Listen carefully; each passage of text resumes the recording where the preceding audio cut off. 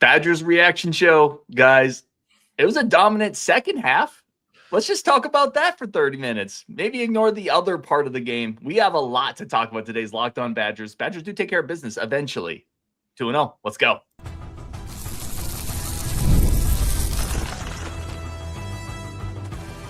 You are Locked On Badgers, your daily podcast on the Wisconsin Badgers. Part of the Locked On Podcast Network, your team every day.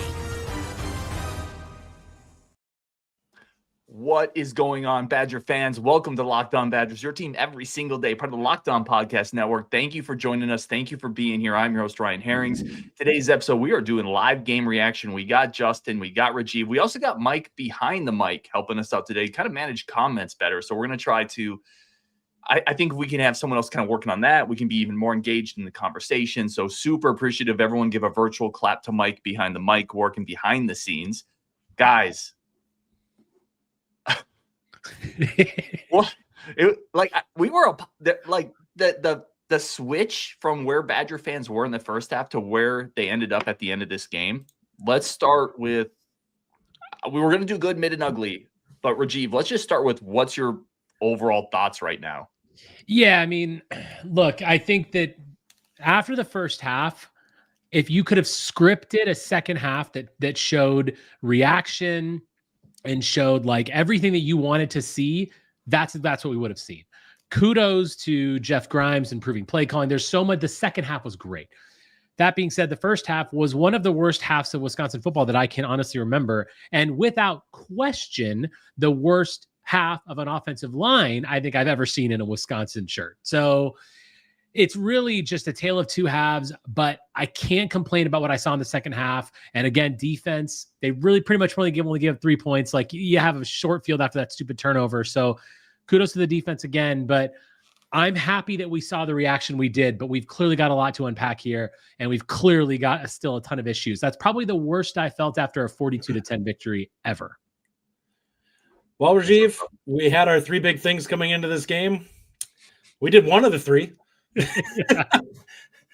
I obviously Danny not terrible passing the football minus an interception that is just I don't think that was on him though. Say about that, the most ridiculous thing ever. Like it was so Wisconsin Badgers. I literally the text I sent to Ryan and you guys was, I think we are seriously cursed. Like a guy running back turns upfield on a shovel pass. He bounces off a guy. The ball flies out of his arms directly into the arms of an awaiting defensive lineman. Like, what the hell? That felt like an EA Sports glitch. That's something that happened in EA Sports. 100%. You're expecting the ball to shoot in the air 50 feet. So I thought this team it was a bad half. It was a really bad first half. And I said, even in our text after the game, they don't get a pass for that because they came out and played really well in the second half. I put the running stats up at halftime. Guys, we had 15 carries averaging 0.3 yards per carry. I mean, it was horrifically bad. And that's on the staff. It's on the players. The offensive line was really bad. I thought Grimes got a little too creative at times with a backup offensive line, essentially shifted around, and a backup quarterback. There were some simpler things Daniel O'Neal was doing. It felt like maybe he got into his bag a little too much. That middle screen you talked about, I don't know if you run that late in the second. If you're trying to score on that drive, you don't run that play. I don't think that makes a ton of sense with 4 linemen in new spots and a backup quarterback. But then you have to give them a ton of credit for going into the half, making adjustments, coming out, and they demolished them in the second half. And Rajiv, you said outside that first drive that they had, that was like a 7-minute drive, and that was excruciating. That shouldn't happen against Middle Tennessee.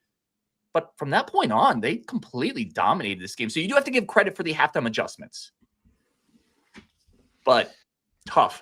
Like, let's do the good, bad, and the mid if you guys want to. Let's start here. I think let's start with the bad. Justin, what's the bad in this game? I mean, somewhat expected, or we, at least if we're being honest, should be expected. Shifting that many linemen around should cause a lack of continuity.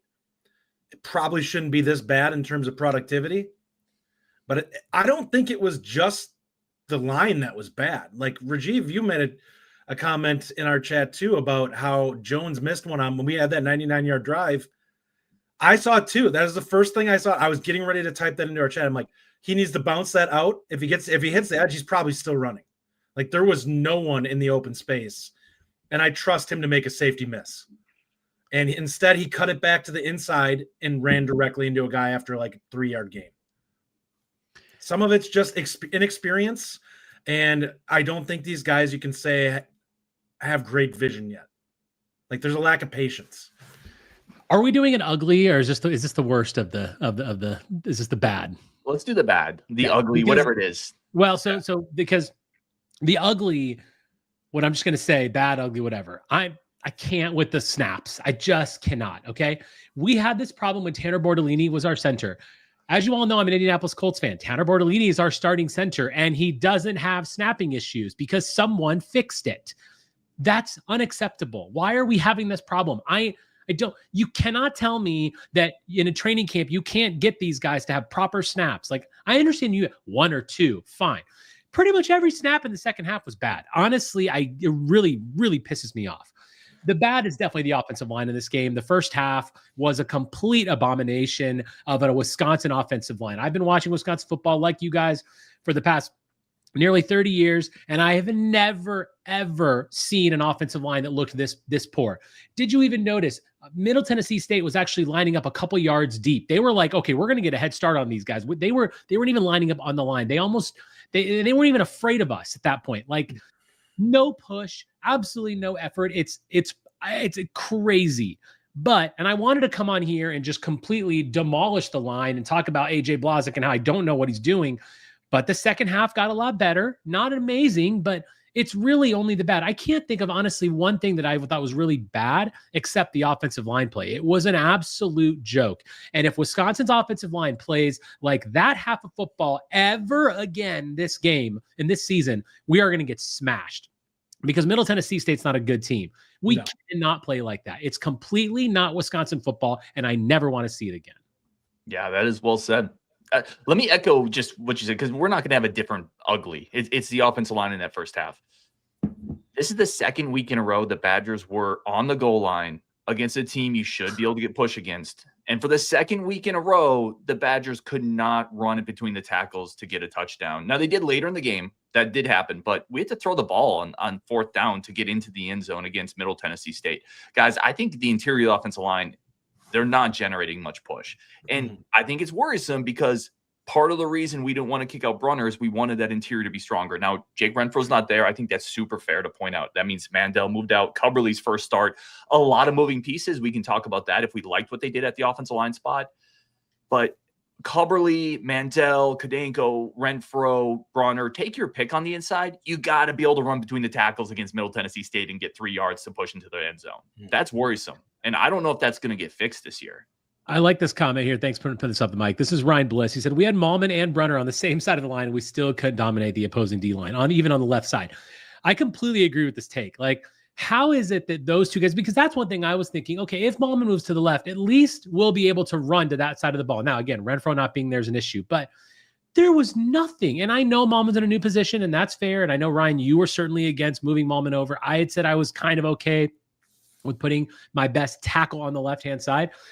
But the lack of a run blocking is honestly astonishing to me. I don't really know why even Brunner looked like he wasn't being able to get pushed. Like, what happened?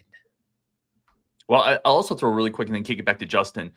I know we went I form. I think it was second and goal, and Jackson Aker whipped on a block. Jackson Aker had the linebacker teed up and just whipped on him, and that's the guy that hit. So it's a line, but it's all these other pieces as well. We actually do have to take a quick break. Then, Justin, we're going to come back. We are going to get into the good as well, plus a bunch of your comments. Mike's already got some stuff starred. A fascinating game. I mean, listen, I'm going to tee this question off, and I want you guys to answer it afterwards. This was a 42-10 game. Would you feel better if it was just spread out between the halves? We'll maybe talk about that coming up next, Locked On Badgers. Plus, the play of Danny O'Neal, Lance Mason, the adjustments Jeff Grimes made. Is that how we have to play going forward? More of jigging on the edges? A lot to talk about today's Locked On Badgers. First, a quick second for our friends of the show. And listen, one of my favorite new sponsors of the show is DoorDash. I love eating, and I love eating food that, quite frankly, other people prepare because I can't cook. And DoorDash is one of those great opportunities to get that. It's time to look back and crown this game's MVP on Who Delivered, powered by DoorDash. Just like you can win every Saturday with DoorDash streaks, saving more every time you order. This is the player that delivered the most today, and it's Daniel O'Neal. I thought he looked great. You're talking about a second-string quarterback, still a young quarterback in his development. That pass on the left sideline early in the game was a dime. I thought he looked absolutely great. And just like Daniel O'Neal delivered for the Badgers, DoorDash delivers your Saturdays. With DoorDash streaks, you can save every Saturday you order. Stack it up all season. You can save up to $250, including $100 in DoorDash credits. You can get even more food that you don't have to cook, which, again, is my favorite type of food. Order this Saturday. Keep the streak alive. Fuel your game day only with DoorDash. Terms to apply. Promo period through 11/18. Today's episode also brought to you by our incredible friends over at Mazda. Amazing new sponsors from Mazda. Mazda crafts the cars for those who choose to do simply more than just move. They follow what moves them every time they drive, and that's what makes Mazda stand out. They go beyond safety, style, and performance to deliver a driving experience that feels alive in every detail. Mazda offers more than safety, and just like an athlete focuses on every detail, Mazda does the same. From metallic accents to hand-stitched Napa leather, it's the small details that make the big plays. And just like there's more to every player, there's more to every Mazda vehicle. Mazda, move and be moved. Justin, let me kick it back to you, man. Give me your good out of this. So we talked about some of the bad, and then we got a bunch of comments we want to get into, a ton we want to talk about. What's your good here? So what I will say is, for as bad as the blocking was for the traditional run game, great blocking downfield on the reverses. Those were busted because you had wide receivers doing an incredible job of staying on their man and keeping them out of the way. Honestly, they did a heck of a job. Tretch scores on that one simply because downfield, everyone does their job. Beyond that, I thought Lance Mason was great in this game. He clearly looks kind of like he might end up being the guy for this team. And I think that's because he has security blanket kind of written all over him. And if he can do that, that's great. I don't care who the top receiver is. I just want somebody to be consistent. And he had a great day. When was the last time we saw a tight end go over 100 yards? It's been a while. Probably a Ferguson game, I'm sure. Yeah. Years. It's probably been almost 10 years at this point. Beyond that, O'Neal had a pretty darn good first game. He did not look like a guy who, like Lockett did last year when we saw him come out there, even against overwhelmed teams, and look rough at times. I thought O'Neal looked great. Like, he should realistically have come out of this game without a turnover and thrown for almost 300 yards and at a very high completion percentage. So he did a great job of just looking controlled, making the plays that were there. And honestly, great read on the Jaden Ballard one. You know, that's a play that was set up well. I'm sure we were running that out a ton. And eventually he just cuts it upfield. And, you know, kudos to him for putting that on him on that play, because he easily could have overthrown him or put too much zip on it and made it hard to catch. Instead, put it right out there for Ballard to run right into it. And nice, clean, easy touchdown. So for me, it's Danny O'Neal, absolutely. 23 of 27, 283 yards and 3 touchdowns. Who does he think he is? Russell Wilson? That's a great stat line. And boy, like the QB room, I'm feeling pretty damn good about that QB room. That's really good. Kudos to the coaching staff. Kudos to Kenny Guyton. Like, really nice work there. Very impressed with Danny O'Neal. His confidence is really there. He's making the throws. Like, yeah, I wish he had a bit more zip on some of those passes. He could throw a little bit earlier, but all that's timing that's going to change, and it's going to get better. Really, really nice. We did a show earlier this week, Ryan, Fact or Fiction, and I asked the question about whether the distribution of the catches would be more equitable. And we're seeing that. Lance Mason, what a day. And again, Vinny Anthony, 4 catches. Tretch Kakahuna, 4 catches. Jane Ballard, 2 catches. Tyrell Henry, 2 catches. Like, really, really like the ball distribution everywhere. You're involving so many players. It's going to be very difficult as the season progresses for defenses to always scheme up against how we play. As if the line can just do their part, can you imagine what this team could actually be if the offensive line could just wake up for a minute? And then last for good is the defense. I know it was 10 points. I know there were some long, tough drives, but basically the short field touchdown shouldn't even really count. Maybe you count 3 or 6 there, but like, the defense had a good day again. 4 or 5 sacks, plenty of tackles for loss, the 4th down stop, Christian Allegra playing well, Mason Reiger hitting well. Like, I am so happy with this defense. And they're only going to get better. So that, to me, good. The good is that clearly that the catch distribution of Danny O'Neill takes the cake. Not to cut you off, Ryan, I want to put in there on the catch distribution. One of the biggest benefits of that is going to be you're going to keep your wide receivers invested, and you're going to keep them running their routes hard when they think there's a potential for them to actually get the ball on it. And we have all seen, whether it at the college level or pro level, guys sandbag routes because I don't think I'm getting it this time. I'm not going to run hard and finish this route out. And maybe you end up being the guy that they have to go to. And because you didn't run that route hard, the whole play blows up. This is going to keep guys doing what they're supposed to. And that's a major plus for this offense, especially given it's probably going to be a struggle this year for us to show some consistency. Yeah, it was interesting, right? Griffin got a catch on that 99-yard drive, just a random third down catch where he was the guy out there. I got to be honest, I don't know if I love that. I would rather have Vinny out there in that spot. If I'm going to be dead honest, and I would be pretty critical if Griffin were to drop that or run the wrong route. But you're right, Rajiv. I think you nailed that one. I was more of a fiction on that one. I think you nailed that one. I think I was probably wrong on that. I think you guys hit a lot of my positives. I'm not going to belabor it. I thought Danny O'Neill played great. This is a redshirt freshman. This is his first game in Madison, and he didn't have a great offensive line, and he didn't have a run game to support him, really. Those throws, he showed a variety of throws, out routes, across the middle, slants, a couple comebacks. That throw he threw, was it to Mason down the left sideline early in the game where he put air on it? That was a dime. I mean, that was a beautiful throw. A factor fiction we did earlier this year, and I'm going to bring it up, Rajiv. We did this later this week. If Billy isn't coming back fully, does Danny start to create this conversation where maybe you wonder about a guy who is going to be your next year, who does have more of a ceiling, maybe because he's younger? It's going to be hard to bench a guy that's completing like 85% of his passes, is my point. For sure. But let's do it against another opponent. Okay, I'm going to give all the credit to Danny O'Neill, and then also I've said this to you, like, if we're having a discussion about Danny O'Neill, should he be the starter? That's a good problem to have. That means you have two quarterbacks that you could legitimately put out there and start, which I think is great. To me, like, I'm still giving the edge to Billy Edwards. I really like what Billy brings from a lot of things to intangibles and the ability to throw the ball. And I think that as we get into tougher defenses in the Big Ten, like, he's faced those defenses, Danny O'Neill has not. And listen, Danny O'Neill could come out there if he plays well against Alabama. If he plays as good as he did today against Alabama, which that's not going to happen, then we can have this discussion, right? And I'm open to it. Like, I'm all for it. I think Danny O'Neill deserves an insane amount of credit.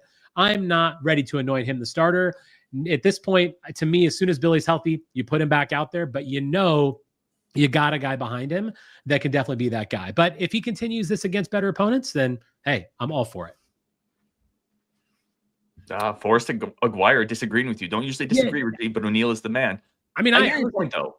It is, and I think like I can totally, and I texted you this earlier, I can totally see the argument. If you're a guy that says O'Neill should be the starter, I can totally see that.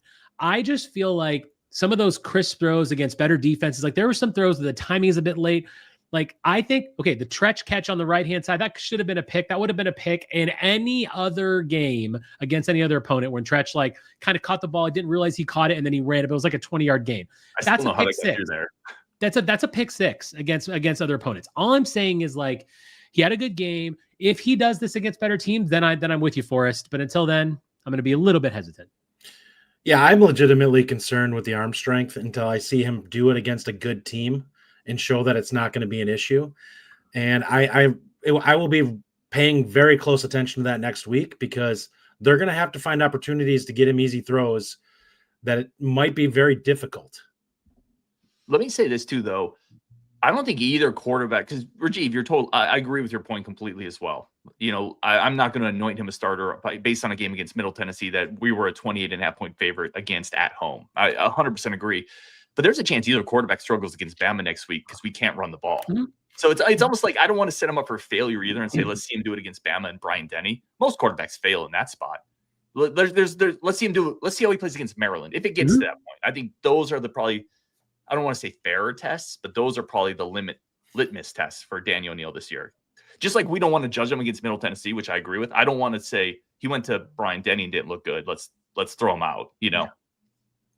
Yeah, I mean, I do agree with you on that. And like, yeah, if he has a bad game against Bama, that's all. There's a lot of things, but there will be things that you'll be able to see. Like, you know, as a fan, like all you guys that listen to this, you're all fans of this game. Like, you're gonna know if he's like playing a decent game or he's just totally out of his depths. But yeah, I agree, and it seems like he might get the Maryland game. I think Billy's gonna be out for a few weeks, and I think that after the bye makes logical sense for him to come back. That Maryland game is a really big game on this schedule now at this point.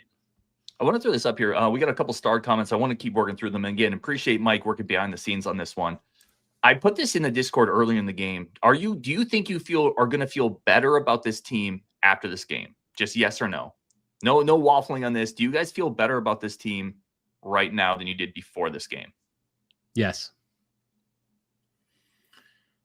No. And I'll be blunt. It has every bit to do with the run game. They're not making it through this season and having a good season without figuring out a way to be good in the run game, because this offense will become very one-dimensional if this is what they get. And we're not going to see Tretch breaking 61-yard touchdowns against Big Ten teams. It's going to be a 15-yard gain or something like that, which is great, but that gets you a first down, not a touchdown. I say yes based on the response that we saw in the second half. Like, that second half really gives me some. Again, I'm not saying I'm like confident that we're going to be great, but I just feel like coming into this game, we had some concerns, and they were there in the first half. But in the second half, I felt like, okay, we at least identified them. We made corrections. Whatever happened in the halftime locker room, they came out ready to play, and that's why I feel better about it. I'm also going to say no. So I agree with Justin on this, just because.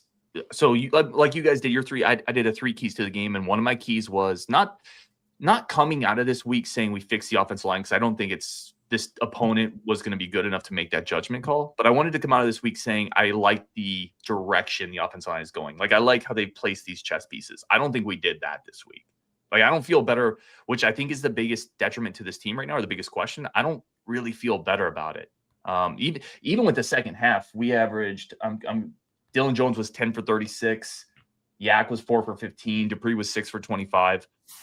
I don't think you're going to get those big gashing perimeter plays against Bama, against Big Ten teams. So I don't think, if I have to say yes or no, I think I'm going to be no on this too. I think I felt like that coming into the game about the running game and the offensive line. So I feel like what I really liked is some of the fact that the defense had another good game again, short of a couple plays and some positions. And like, I feel better about Grimes' play calling and the adjustments that he made in the second half. Like, that was good. Like, and frankly, I know that this is a crazy game that's like a Jekyll and Hyde, but 42-10 is a nice scoreline that frankly I've been waiting to see for a while. And the fact that we got there and we had a 28-0 second half, like, okay, you know, like we deserve that as Badger fans, and I'm glad we finally, you know, got to see that a little bit. We also had some big plays, which is something we have been begging for forever. I would love to see. I don't know what the stat is on how many 20+ yard plays we had in this game, but there had to be at least 4 or 5, something in that range. I think you had Ballard, you had the 2 end arounds, you had, I think, 1 down the left sideline. I think 5 probably. Yeah, seems right. We had one last week. Yeah, you're right. There were explosive plays, and there are definitely things out of this that I feel better about individually. But on the whole, I don't think they answered the offensive line question very well. And to me, that's still the biggest question mark that they have. All right, we got to take a quick break. We're going to come back. We got more of your comments, more thoughts, individual players that stood out, a bunch of stuff still coming up. But we're going to go back to our friends of the show and come back with a bunch more content today's show. The Badgers go 2-0 in the season. And guys, are you still paying full price for your gasoline? Is that still something you're doing in 2025, paying full price? You don't need to do that anymore with the Upside app. Right now, if you go to the gas station, Upside's going to pay you to do things you're going to do anyway. Stop leaving money behind. Get real cash back every time you fill up with the free Upside app. Simply download the free Upside app in the App Store or Google Play Store. Start earning cash at the pump today. Use my limited time promo code football, and you're going to get an extra 25 cents back per gallon on your first fill up. You can make up to $300 a year just from buying the gas you already need. And you get that money in PayPal. You can get an e-gift card, Amazon, other brands. Don't let this offer drive by. Download the free Upside app today using my limited time promo code football for a limited time 25-cent per gallon bonus. That's promo code football. Offers vary by user and location. Go to upside.com for terms and conditions. You're up, Rajiv. And next up, we're talking about FanDuel. Look, you guys know this is the best time of year. NFL's here. College football's here. This is going to be a great weekend because you know what's coming tomorrow. My favorite time to bet on sports absolutely is right now. FanDuel is the place to do it. Right now, new customers can bet just $5. And if your bet wins, you'll get $300 in bonus bets to use across the app. It's been a pretty good season so far for me. I went 4-0 last week. I'm 1-2 today, so not the greatest day. However, feeling pretty good. But when you use a site like FanDuel, there's so many options that you can do. The bets that I make, I take my individual bets. I also parlay things all the time. I'm always looking at in-game stuff. I'm trying to get add in. If you have a really strong favorite, you can add them in on the back end of a parlay. There's just so many options that FanDuel gives you. And there really is no better place to do it. And there is no better time. If you are into sports betting, this is the time to do it, because it's like every Sunday is like Christmas Day. Justin is all about Christmas with football. And I feel like every day when I can bet on sports is like Christmas Day. So are you ready to play? Download the FanDuel app now by visiting FanDuel.com to get started. That's FanDuel.com to place your first $5 bet. Let's get back into this bunch of content. Guys, what'd you think of Grimes today? Let's start. Justin, why don't you start? What'd you think of Grimes today? I think you're probably right. He probably was a little bit too creative at times. And sometimes I would have liked them to just lean on the run game a little bit more. And just I realize you have to continue to do this, but it would have been nice to see us be less flashy, more functional with some of our play calling and try not to get as cute, because some of that cute stuff is not going to work as well against better teams. And you need to find ways to have your basic stuff be solid and be capable of running it, even if it's just for average gains. You need to be able to get those average gains. This offensive line needed run reps. It just did. And it feels like we're not necessarily doing that in games as much as we should, which is you guys need to figure out a way to get competent in the run game. And when I see split across the running backs like 20 carries or 25 carries, it's like, what are we doing with the run game? You guys need to get that number up to at least like 35 or 40. I think you hit the nail on the head, Ryan, when you said earlier about it got too cute. And I think that he thought the offensive line would play a little better, so he play called accordingly, because some of those screens work a heck of a lot better if the offensive line is actually playing well. But the adjustments he made in the second half give me a ton of confidence with Grimes. I think he made really, really smart play calls. I don't think I can think of one play call that I was really upset about at all in the second half. I'm sure there's something there. But for the most part, I was very happy, and I thought that was exactly what we needed to see. So I'm confident that Grimes will now learn from this, and he won't get cute, because if he can learn from it over a half, he can learn from it looking at a game. So I do have a lot of confidence about what he's doing. So yeah, overall a good day because of the way that the game ended. So I want to just respond to the Tim comment that got put up here that said he disagreed because we weren't getting average gains. And that's not my point. It's not about this game. It's about you need to find a way to get to that point in the season, or it's going to be a really long season if you can't figure out a way to at least be average in the run game. I actually am pretty okay with Grimes today, because no OC is going to be perfect. No DC is going to be perfect.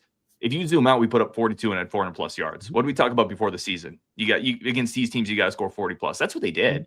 I thought the second half, he did some really awesome stuff like that, kind of motion fake to Mason and then run him into the seam and throw the ball. Some of the end around stuff was set up really well.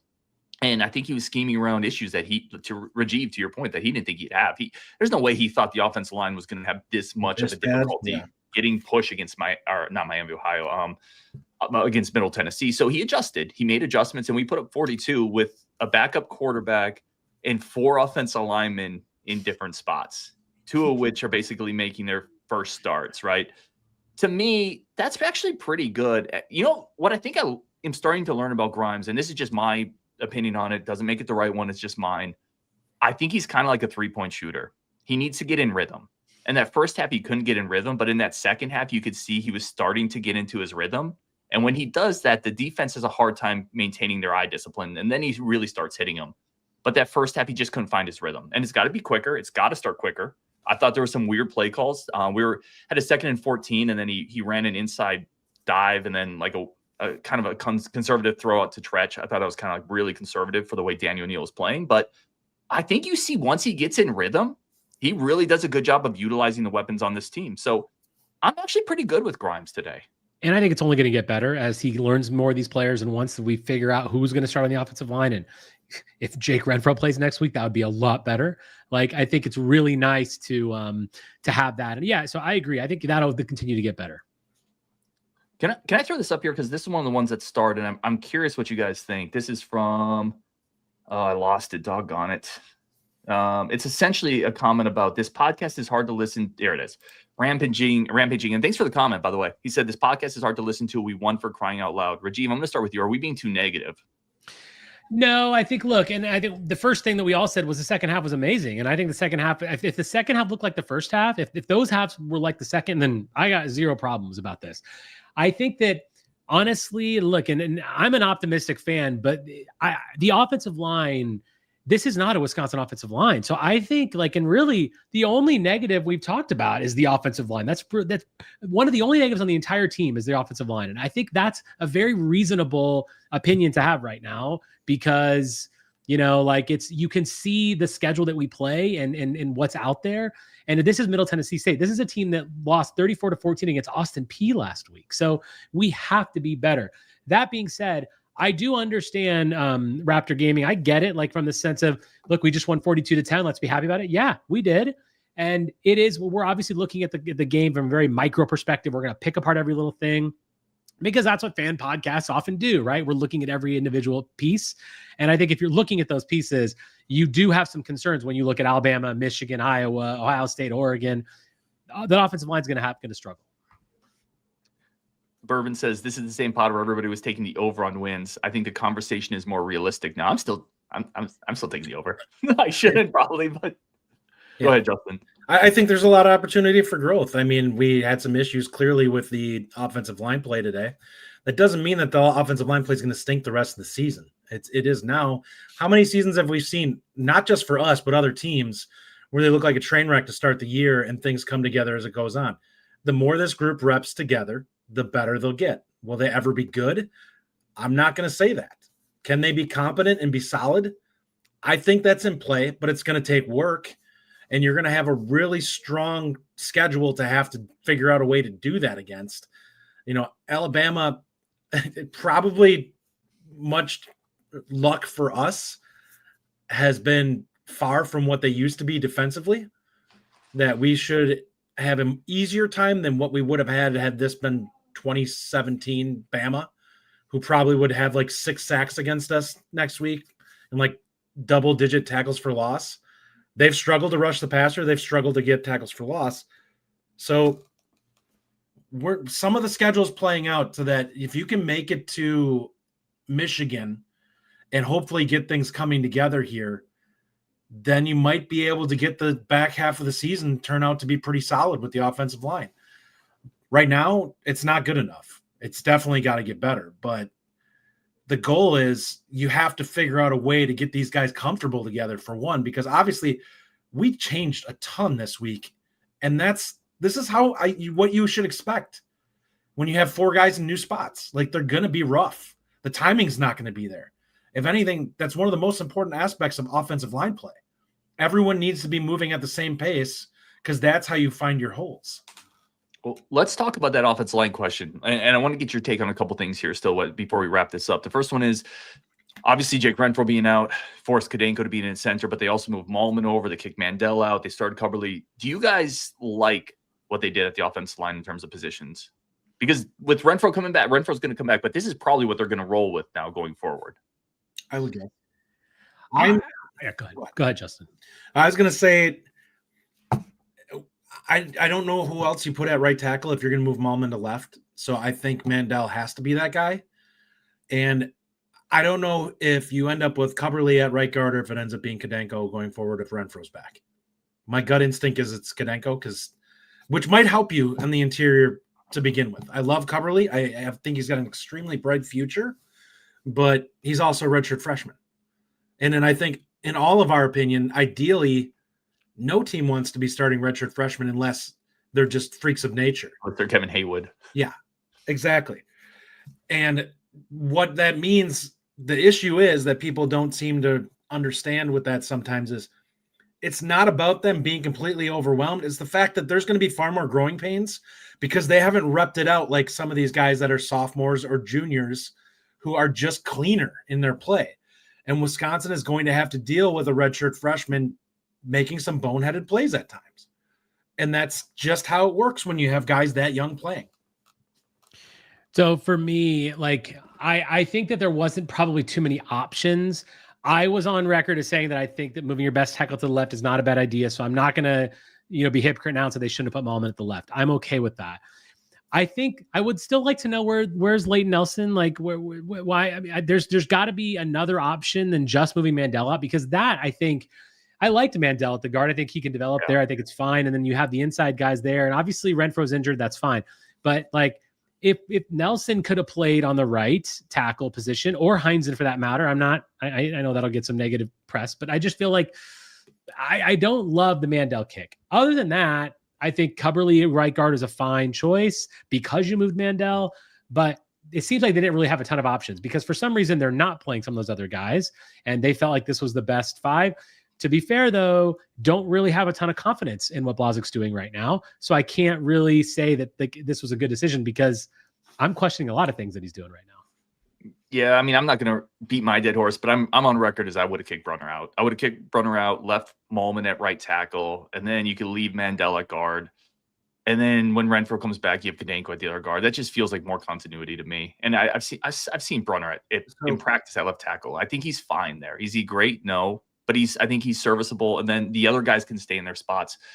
Again, I obviously caveat that with not an offensive line coach, not at every practice. Mm-hmm. I don't know more about offensive line play than Jeff Grimes or Blazek, but it would feel less disruptive to me. Do you think they made the move with this is what we're doing going forward? Because that's what it feels like to me. I do. This doesn't feel like this is patchwork, like where we're talking about Brunner and potentially moving things around. This feels like, all right, let's quit screwing around. This is what we're going to do going forward. We'll take our lumps for the first few weeks and hopefully things come together and going forward it's strong. Because that's how I feel about it. Let me ask you my next one that has been, and obviously if you guys have anything that's been stuck in your brains watching this game, I wanted to ask you guys about the corners. Corners got picked on a little bit today against a Middle Tennessee passing attack that didn't have a ton of success week one against Austin Peay. Deone Hill got picked on a little bit. Agard had an incredible pick. I want to highlight that. But Rico got picked on a little bit. Vladimir gave up a deep shot. Deone Hill gave up a deep shot. Thoughts on the corners? Rajiv, we'll start with you on this one. Yeah, I thought the mid, we never really did a mid, but the mid would have been for me cornerbacks and running backs. And the cornerbacks, I texted you guys in the middle of the game. I was like, boy, we need to get a safety over there. We need to bracket that guy like that number one. He was crushing us. It shouldn't really be like that. I feel like there was a little bit of uninspired play from the cornerbacks sometimes. And again, it's just a speculation. Maybe when you play an opponent like this, you're sometimes like, you're not all there mentally. And I feel like the cornerbacks just weren't really prepared to get burned, and they weren't really expecting to be on islands, and 3rd and 12 we're blitzing 8 guys and he throws it over the top, and Hallman's like, wait, what just happened? Like, they just seemed like they were a little bit shell-shocked. It's not an excuse at all. It was a very mid game for them because I think Agard looked good. I think that overall they were okay. But yeah, I mean, if they play like that against Alabama, boy, Ryan Williams is going to have an absolute field day if he's hurt, if he's healthy. I'm not sure if he's healthy, but yeah, so not a good game from the quarterbacks, but I'm not really worried about the cornerbacks. I just think it's a bad day. They weren't really there mentally. I think they'll be back next week. Yeah, watching this, just some of the throws that quarterback was making, it's like, Ryan, you play EA college football. It's like watching a guy with 75 arm strength throw lollipops out there, and you're like, how is this guy beating you? Like, he has no business. Yeah, the ball placement was pretty good on those. Yeah, the ball placement was pretty good, but as a corner, it's your job to kind of blow up those plays a little bit, to reroute receivers and stuff like that and make them uncomfortable so that it's hard to complete those passes. We have struggled a little bit with that, it feels like to me, where receivers are kind of dictating what they want to do more so than us making them work for it. Can I tell you, it feels like that's a spot where we missing his Xavier Lucas body type. Probably where we missed it, because that receiver Cox had 2 touchdowns for them week one. He's kind of their go-to guy. He's 6'2", 6'1". He's pretty yoked up. That's where, and the younger guys, Kairos Gaines, Washington are a year or 2 off. We have a size problem at corner. I do want to give, I mentioned Agard props. That's one of the best. I mean, he drove on that ball, good hands. Like, Agard had a great pick and in a spot where we needed it, quite frankly. So I want to give him props. Let's finish up here. We'll take a couple more comments. But I want to ask you guys coaching. There were a couple coaching decisions. The first one on that. how surprised were you guys that Luke Fickell has become like a gambler? Because 4th and 3, down 3-0 early in the game with an offense that hadn't looked great. He's like, YOLO, go for it. And what a great play. Grimes schemed it up. Daniel Neal executed. How surprised? And before that play, did you like that call? To be fair, when I was sitting there watching the game, I was at a friend's house and I was like, just kick it. So I didn't like the play call, to be fair, to be honest. The play call was good, the decision. But I will say, like, it sends the message. Like, this team has been kind of kicked around a little bit, especially the offensive line. It's like, hey, it's 4th and 3. Get this, you know? And I would have loved to have been a fly on the wall in the locker room. I bet Luke Fickell lit those guys up. Like, I just feel like that offensive line knew that needed something to happen, even before this game. So I like the message overall that it sends. But in the moment, I was like, just take the points. Do you think that this team offensively was lacking confidence and might be part of why they're struggling? I don't maybe they finally got felt a little bit better. I think it's just a lot of continuity stuff on the offensive line. Yeah. Like, I think the guys are confident, but it's not gelled for sure. Yeah. And I agreed with Rajiv. Like, I was like, kick the ball for the Lord's sake. Kick the ball. Get 3 points. I don't know. But listen, that was a great game. That was a great play call by Grimes, and Daniel Neal crushed it. Here's my second one. I had a couple people text me on this one. I'm curious what your guys' thoughts on this are. Before the half, you give up the interception. They score. It's 14-10. You get the ball back. It's a minute something left. You do have all 3 timeouts. Daniel Neal had played pretty good.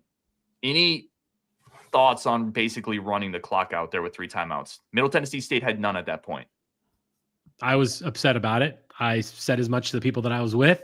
Like, you know, you needed something to kind of take you into the half with some confidence. I suppose if you're worried about a turnover, but Daniel Neal wasn't really like that, other than that crazy one. Like, he was fine. And yeah, they even gained a decent amount of yards. They had all 3 timeouts. Like, why not just call a timeout and try something? Like, it's very, very unlikely that you're going to give up a turnover and a score. Like, the defense had been playing pretty well. So yeah, I was very upset about that because I wanted to have something to like cheer about going into the half. I agree with you.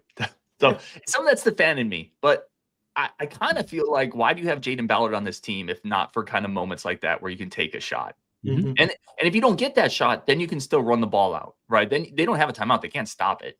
And if they pick it off, you're taking a shot. It's 50 yards down the field anyway. It's a punt. It's a punt. It just felt like in that moment, are we that scared of Middle Tennessee? I know we didn't play a good half, but are we that worried about Middle Tennessee State with a minute left and 3 timeouts that we can't try to get something going here? We can't play for a field goal.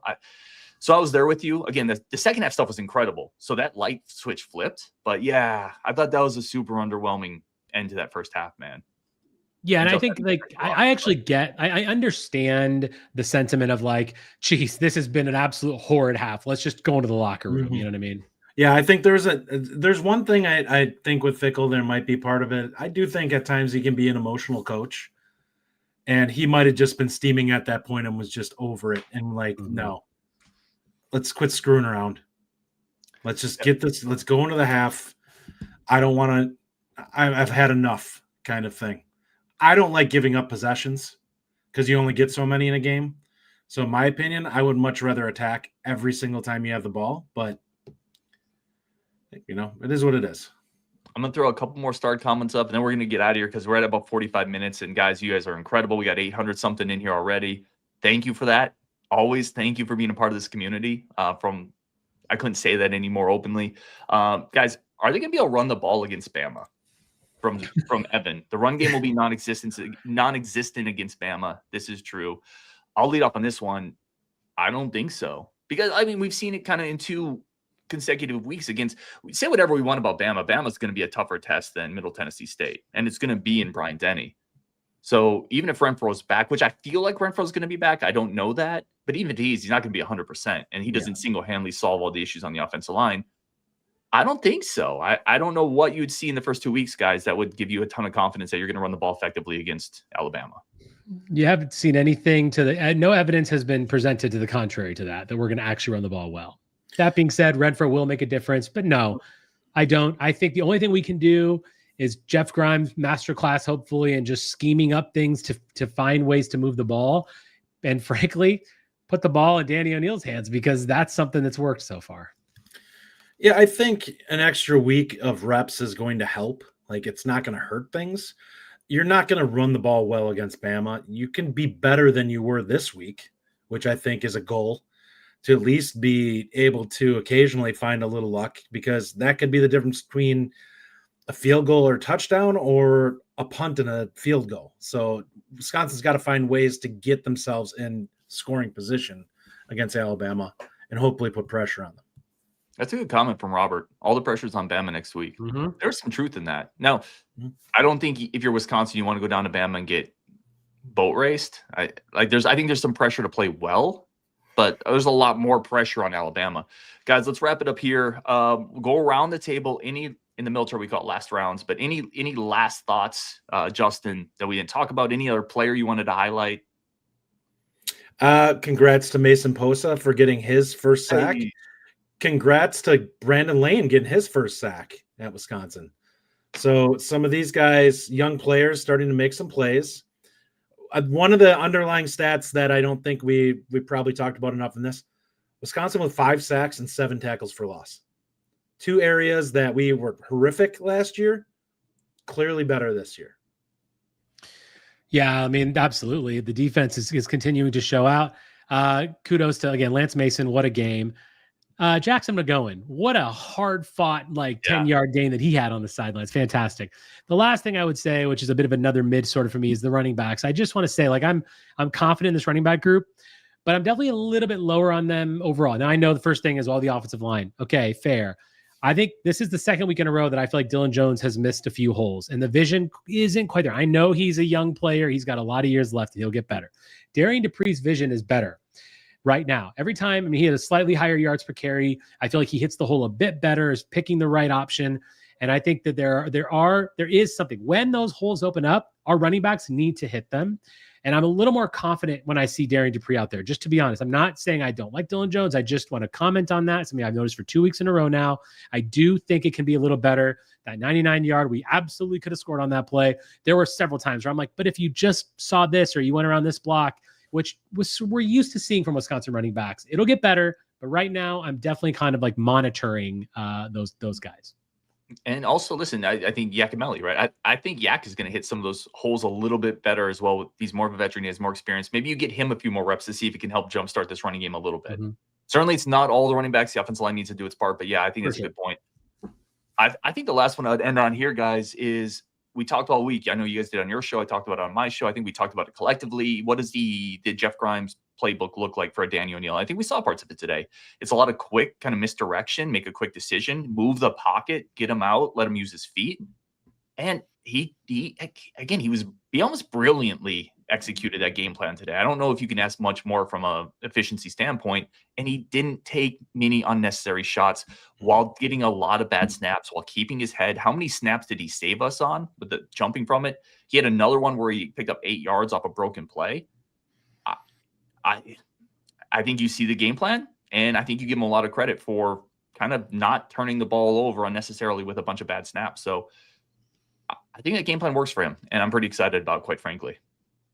Yeah, man. I think we did win 42-10. Like that guy said earlier, we can enjoy this moment, and what a second half. I can't say enough good things about what we saw. If we can build off that second half and do something with it, we could have some special games this year. We could have some special moments. And I want that to be the feeling. That second half was awesome. That was really a great half of football. And I don't want anything negative to take away from that second half. I want to put this comment up because it's so true. Literally down to quarterbacks jumping for snaps. He looked like a smaller Mordecai. Literally down to Mordecai jumping for Tanner snaps. It's like the same thing. Can we just fix that? Again, Tanner Bortolini got it fixed. Literally, in rookie camp, that got fixed. Every snap he has ever taken for the Indianapolis Colts is totally fine. You cannot tell me that we can't fix that. Why can we not fix that? Call Tanner Bortolini, have him come back, and he can show you how to do it. We can't have that happen. I want you to remember, Blazek was not here when we had the issues with Bortolini or with Tipman that first year. That was not Blazek. So then Blazek should be able to fix it then. He should be able to. I'm just saying, I understand where you're frustrated with having, with that issue at Wisconsin, but he wasn't the one that was responsible for it here. So I'm hoping that it does get better. Stupid problem to have. It is a stupid problem to have. Like, we have enough problems with that offensive line. We don't need the ball being snapped over Danny O'Neal's freaking head. The only player that I acknowledge that it's reasonable with is Corey, and that's because it's his first year at center. But even everybody then, else has played it for multiple seasons. It should be figured out. But even then, right? Like, literally, you know why Fickle brought Jake Renfro over, because that's the only guy that can snap the ball. Apparently, that's the only guy that's been able to snap the ball consistently in the Fickle era. It's so ridiculous. It's so ridiculous.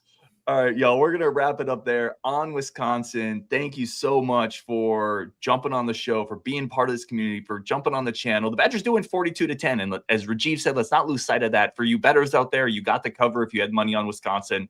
A late cover, but you got it on Wisconsin. And we will talk to all y'all later. Make sure you give some virtual thanks to Mike behind the mic, who managed all the comments today. And honestly, guys, that made it way less stressful for me. I don't know about you guys, but like, I felt like I could be in the conversations more. Yeah, so that was good. It's good. That was awesome. On Wisconsin, we will definitely talk to y'all later.